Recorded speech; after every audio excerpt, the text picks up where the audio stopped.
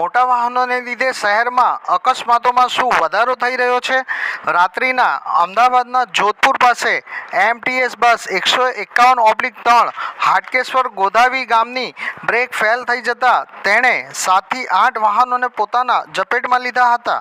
જોકે સદનસીબે જાનહાનિ ટળી હતી ને વાહનોને નુકસાન પહોંચ્યું હતું. તો શું આ રસ્તે દોડતું મોતનું સર્વિસ અને નીતિ નિયમોનું પાલન કરે છે કે કેમ તેવા અનેક સવાલો ઊભા થાય છે. ગુંજ ગુજરાતની સમાચાર, આસિફ ખાન પઠાણ.